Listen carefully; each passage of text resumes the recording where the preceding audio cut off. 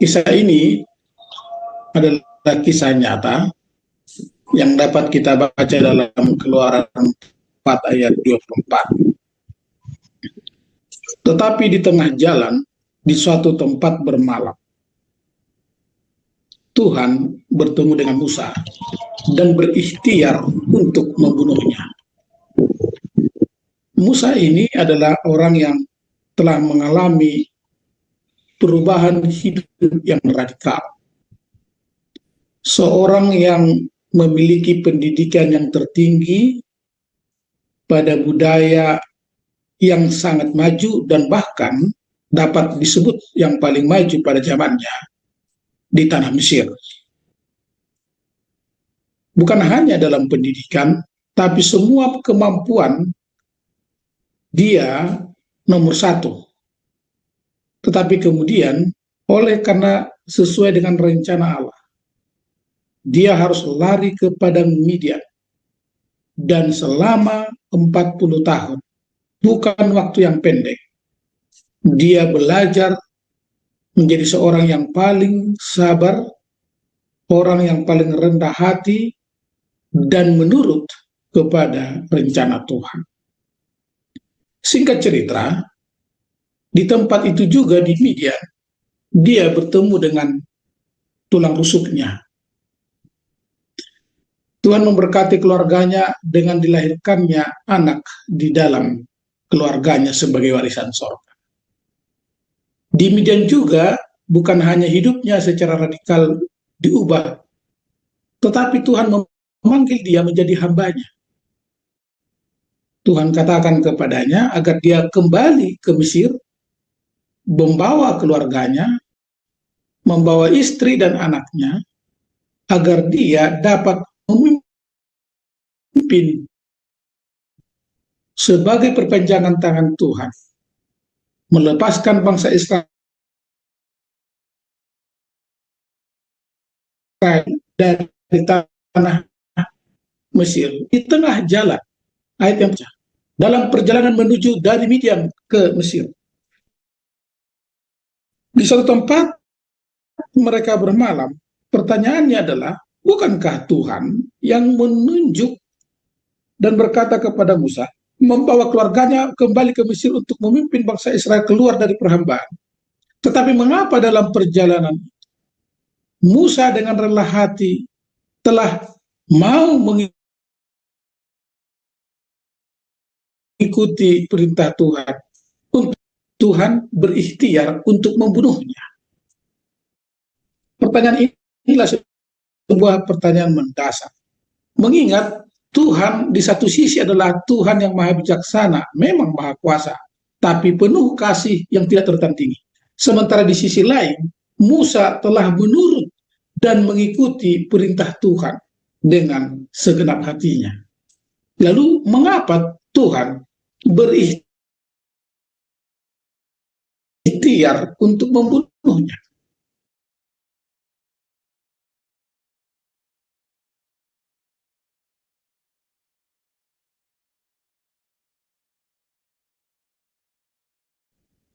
Saudara para sahabat pendeta, siapa ini Musa dari belakangnya sebenarnya?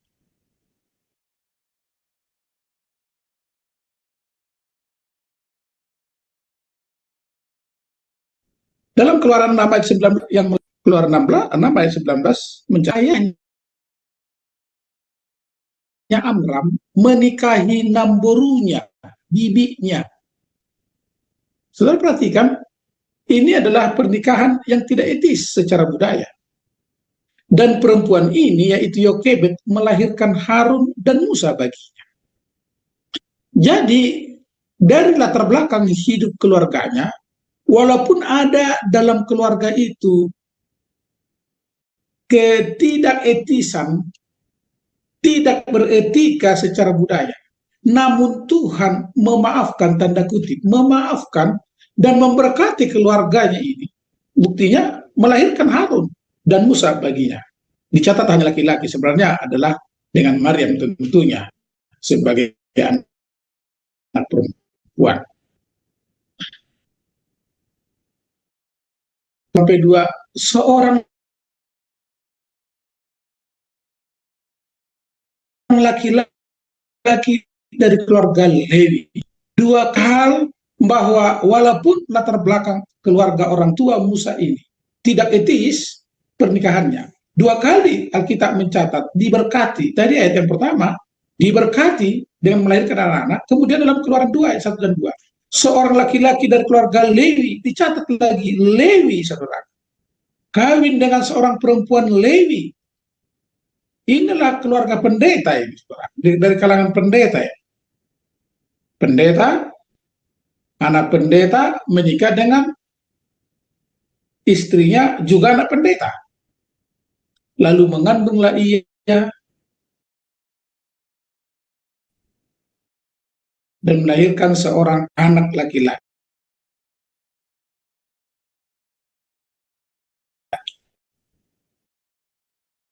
Ketika Musa adalah Akis. Tetapi walaupun demikian, lahir dalam under crossfire, dalam perintah untuk penganiayaan dan bahkan dibunuh. Tuhan melihat bahwa anak itu cantik. Apa arti cantik? Kalau dalam terjemahan bahasa Indonesia ini disebut anak itu cantik. Ini cocoknya kepada anak perempuan, ini anak laki-laki. Beberapa terjemahan Alkitab dalam King James disebutkan goodly baby, jadi bukan cantik ya, goodly baby, anak yang baik. Dalam terjemahan yang lain, a special baby, bayi yang khusus, yang spesial. How wonderful the baby, anak atau bayi yang ajaib. Jadi di tengah-tengah keluarga yang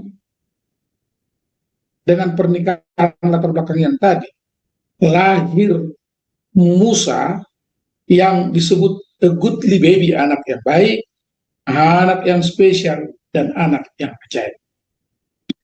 Apa arti dari anak the goodly tadi? Anak yang baik, anak yang spesial, dan anak yang ajaib. Apa maksudnya itu? Pena Inspirasi Roh Nubuat New Life katakan begini, ketika ketetapan ini berlaku penuh, seorang anak laki-laki lahir dari pasangan Amram dan Yokebed, orang Israel yang saleh dari suku Lewi. Bayi itu adalah elok rupanya, sudah dekat, dan bahwa Allah akan membangkitkan seorang pembebas bagi umat. Jadi elok rupanya di situ adalah dia memiliki, mendapatkan rencana Allah menjadi pembebas bagi bangsa Israel. Jadi bukan dilihat dari segi face, tampak secara luar, tetapi yang lebih penting adalah ada rencana misi Tuhan bagi dia. Dan inilah disebut dengan elok rupanya. Iman kepada Allah menguatkan hati kedua orang tua, dan mereka tidak takut walaupun ada perintah Raja Firaun untuk pembunuhan. Saudaraku, itu makanya apa yang disebutkan kembali dan dalam ilham yang diterima oleh Rasul Paulus, Musa di dalam barisan orang-orang penuh iman. Dan bahkan orang tuanya juga masuk dalam barisan orang-orang yang penuh iman. Ibrani 11 ayat 23, Paulus katakan, karena iman, maka Musa setelah ia lahir, disembunyikan selama 3 bulan oleh orang tuanya, karena mereka melihat bahwa anak itu elok rupanya. Apa arti elok rupanya tadi? Adalah ada misi Tuhan dalam hidupnya. Itu arti elok rupanya.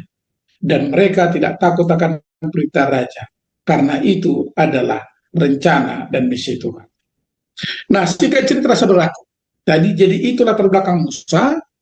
Dia tahu rencana Tuhan baginya dengan latar belakang orang tua seperti itu. Kemudian dia di padang Midian, bertemulah dia dengan Zipora dalam Kejadian 2 ayat 21 sampai 20. Musa bersedia tinggal di rumah itu, lalu diberikan Reuel lah Zipora anaknya kepada Musa. Reuel ini adalah imam yang ada di padang Midian. Ini adalah imam Allah. dan diberikan putrinya yang bernama Zipora menjadi istri Musa. Dalam keluarga Musa apa disebutkan catatan Alkitab? Perempuan itu melahirkan seorang anak laki-laki, maka Musa menamainya Gersom sebab katanya, aku telah menjadi seorang pendatang di negeri asing. Nah, siapa ini, saudaraku? Zipora. Zipora ini di padang Midian dia bekerja dalam Keluaran 3 ayat 1. Adapun Musa ia biasa menggembalakan kambing domba Jitro. Jadi Rehuel dengan Jitro ini adalah dua nama tapi satu orang yang sama. Jadi bisa saja itulah misalnya Roy maju. Jadi sini diperkenalkan pertama adalah sebagai Rehuel dan kemudian dalam Keluaran 3 diperkenalkan namanya sebagai Jitro. Dan dia adalah imam di Midian. Sekali ketika ia menggiring kambing domba itu ke seberang padang gurun, sampailah Musa ke gunung Allah, yaitu Gunung Horeb. Gunung Horeb ini nanti di kemudian hari disebut juga inilah disebut dengan Gunung Sinai juga. Nah, bagi siapa ini Rehuel atau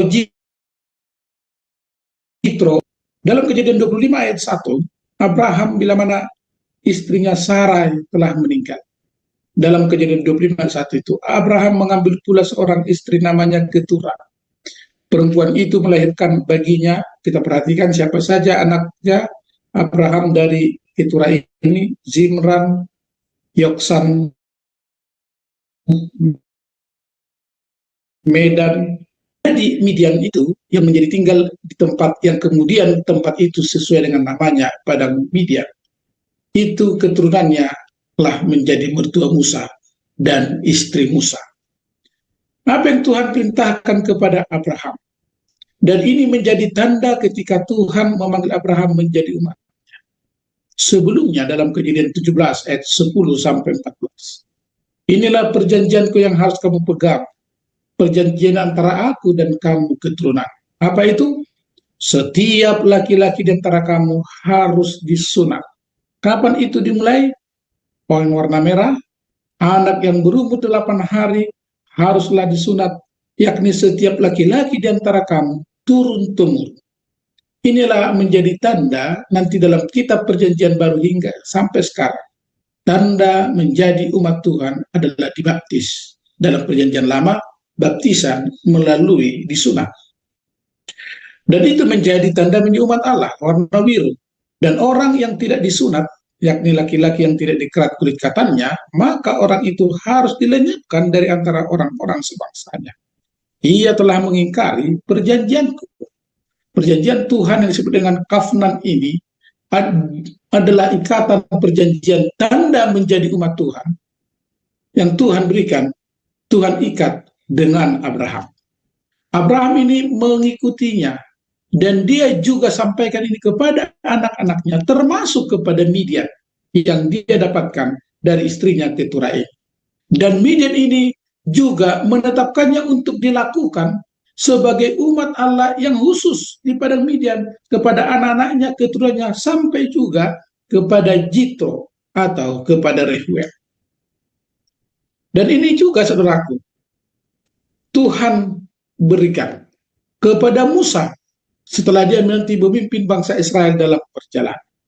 Kalau kita baca dalam Imamat 12 ayat 1 sampai 3, Tuhan berfirman kepada Musa, katakanlah kepada orang Israel, tanda bahwa itu menjadi umat Tuhan adalah pada hari ke-8 haruslah dikerat daging kulit katan anak itu. Sunat, ada tanda perjanjian. Selanjutnya bila mana Musa mangkat digantikan oleh Yosua, Yosua juga membuat perjanjian itu dengan Tuhan, membuat perjanjian pada zaman Yosua memimpin dengan bangsa Israel. Dalam Yosua 5 ayat 3 sampai 4. Lalu Yosua membuat pisau dari batu dan disunatnya lah orang Israel itu di bukit kulit katan. Inilah sebabnya Yosua menyunat mereka. Semua orang yang keluar dari Mesir, yakni yang laki-laki semua prajurit, telah mati di padang gurun di tengah jalan setelah mereka keluar dari Mesir. Sebab semua orang yang keluar dari Mesir itu telah bersunat, tetapi semua orang yang lahir di padang gurun dalam perjalanan sejak keluar dari Mesir belum disunat. Jadi ikatan perjanjian menjadi tanda umat Allah itu juga dilakukan pada zaman Yusuf. Dengan cara bagaimana? Disunat. Menggunakan pisau dari batu. Kita perhatikan ayat yang ketiga ini. Yusuf menggunakan pisau dari batu. Dan itu makanya saudara, ketika tadi Tuhan berikhtiar membunuh Musa, kita lanjutkan kisahnya, Keluaran 4, ayat 25. Secara terburu-buru, lalu Zipora mengambil pisau batu, mirip seperti Joshua tadi, pisau batu, dipotongnya kulit katan anaknya, kemudian disentuhkannya dengan kulit itu kaki Musa sambil berkata, sesungguhnya engkau pengantin darah bagiku.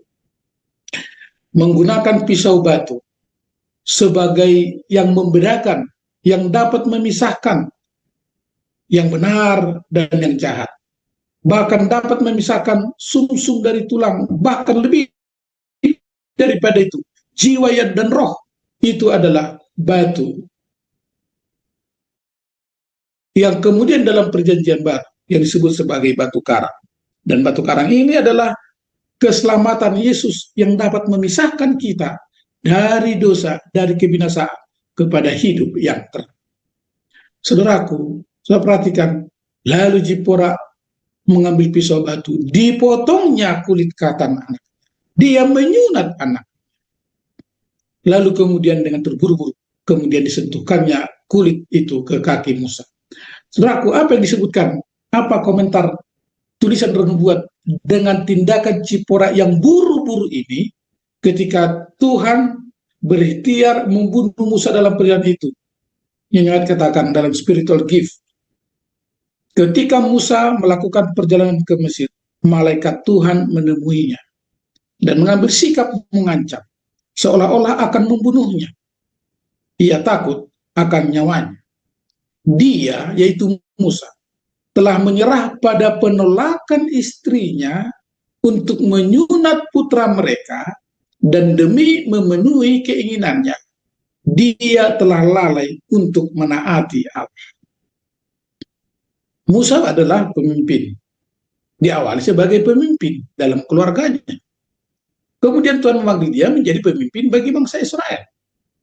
Sebagai seorang pendeta, keluarga pendeta, kita harus menjadi pemimpin dalam rumah tangga kita. Bila mana kita menjadi pemimpin bagi jemaat. Sahabat-sahabatku, ibu-ibu pendeta, istri pendeta. Tuhan telah memanggil kita, bukan hanya suami kita menjadi pendeta, tetapi kita juga. Jangan kiranya dalam peristiwa ini hampir saja nyawa Musa terbunuh, hampir saja. Kenapa? Karena dia menyerah. Sudah waktu bangsa Israel itu umur 8 hari sesudah lahir, itu disunat. Tapi kita tidak tahu, tidak ada disebutkan faktor apa yang membuat sehingga Zipora, istri pendeta Musa ini, mengulur-ulur waktu, menunda untuk membaptis anaknya.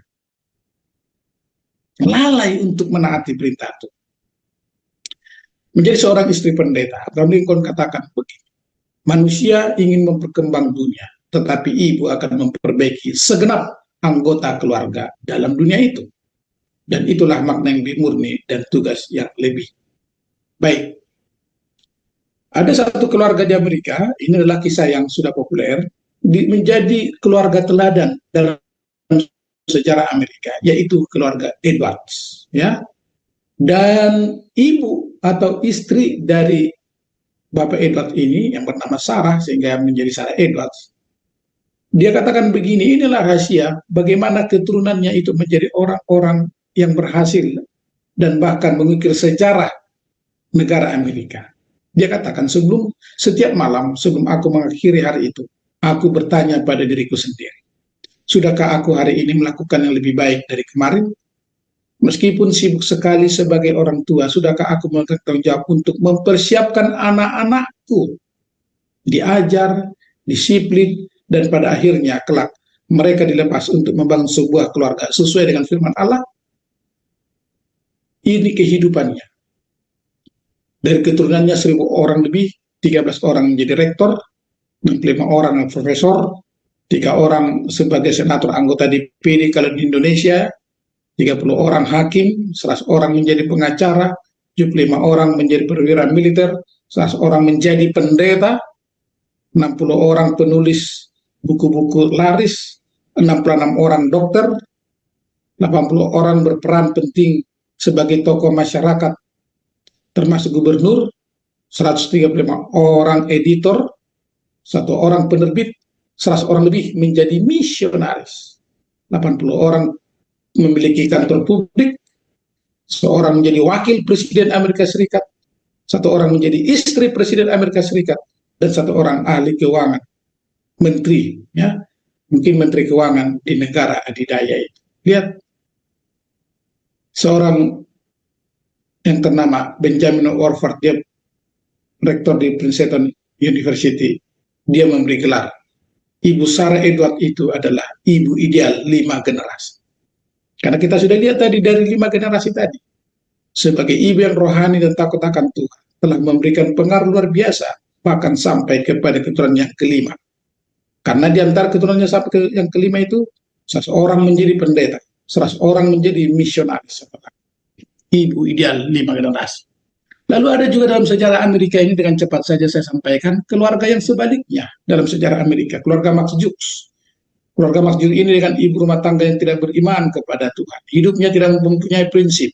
Dia tidak percaya firman Tuhan. Dia jarang datang ke gereja beribadah, sehingga tidak pernah membawa anaknya ke gereja meskipun anak mereka menginginkannya. Kemudian sampai generasi yang kelima, dari 540 keturunan Jukes ini, 310 orang mati sebagai pengemis, 150 orang keturunannya pernah masuk penjara dan berbagai kejahatan. 7 diantaranya adalah pembunuh, 100 orang lebih adalah pemabuk, banyak keturunannya jadi wanita yang tidak baik. Saudaraku, Presiden Amerika Serikat Eleanor Roosevelt pernah katakan seperti, one godly mother is worth a Henry clergy. Luar biasa. Seorang ibu yang saleh, apalagi menjadi istri pendeta, adalah senilai 100 pendeta. Menjadi kutipan terakhir dalam renungan ini, dalam buku kependetaan, menjadi buku buku manual kita, halaman 65 dikatakan begini. Beberapa riset menunjukkan bahwa lebih banyak pendeta yang meninggalkan pelayanan penginjilan karena istri yang tidak bahagia dibandingkan lebih daripada sebab yang lain. Menjadi bahagia istri pendeta itu juga tugas kita para pendeta, para suami. Kita membuat istri kita menjadi bahagia agar mereka juga bahagia dan mendukung. Kita saling mendukung pelayanan kita. Tetapi bagaimana dengan Musa? Setelah Zipora buru-buru kemudian menyerah kepada rencana Tuhan, bukan keinginan hatinya, lalu menyunat anaknya, membaptis anaknya. Lalu Tuhan membiarkan Musa, ya, pengantin darah, kata Zipora waktu itu, karena mengingat sunat itu. Nyawat katakan, ketika Musa hidup dalam pengabaian terhadap salah satu perintah Allah yang positif, hidupnya tidak aman. Karena malaikat-malaikat Allah tidak dapat melindunginya, karena ia tidak taat. Oleh karena itu, malaikat itu menghadangnya di jalan dan mengancamnya. Musa tahu bahwa ada penyebabnya. Dia pergi ke Mesir sesuai dengan perintah Allah yang jelas. Karena itu perjalanannya adalah benar. Refleksi bagi kita hamba-hamba Tuhan dan juga bagi umat Tuhan di akhir zaman dari peristiwa cuplikan yang singkat ini, kehidupan Musa dalam perjalanan itu. Nabi dan Bapak katakan, pada masa kesusahan sebelum kedatangan Yesus yang kedua kali, orang melalui pelayanan malaikat-malaikat surga. Tetapi tidak akan ada keamanan bagi para pelanggar hukum Allah. Ingat kelalaian tadi. Malaikat tidak dapat melindungi mereka yang mengabaikan salah satu dari ajaran ilahi. Tuhan memberkati kita, baik saudaraku hamba pendeta dan juga ibu pendeta, untuk bersama-sama kita dengan menjadi orang-orang yang meneguhkan perintah dan rencana Tuhan. Tuhan memberkati.